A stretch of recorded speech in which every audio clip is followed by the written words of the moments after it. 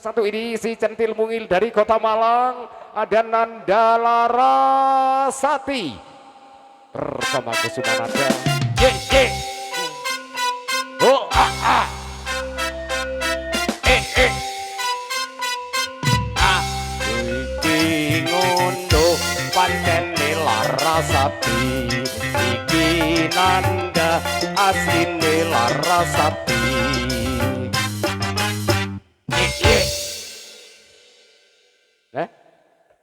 Iki waras apa ora iki? Wis entek. Piye to Ora, wis entek. Lho mampirne jenengmu iki lho ning kene, duk ning kono. Endi to? Jenengmu lho ning kene.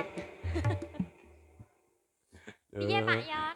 Ora. Aku nek marai kena siji iki jan. Jan piye? Wah, aku jan diguarap kali. Kecil-kecil kok cabai rawit.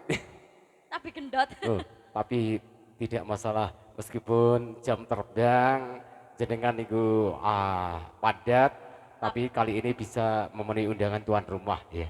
Alah apa iya toh? Kemarin ke Kalimantan, terus ke mana? Kalipare.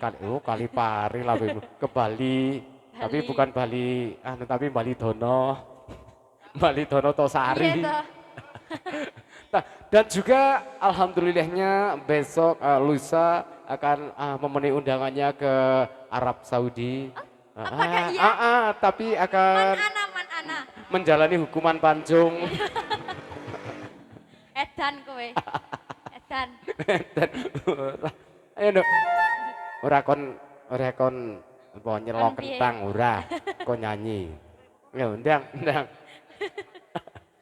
Diaturne sik no, tamune disambut.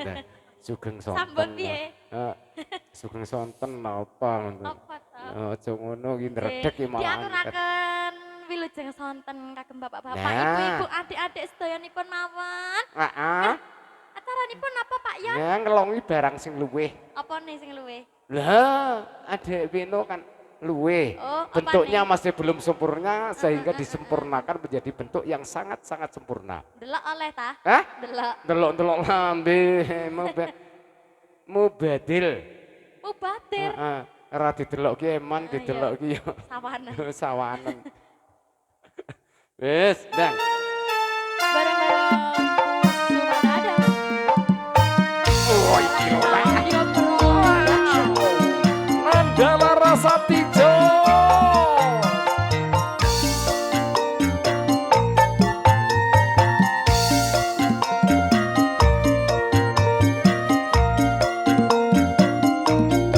Walah.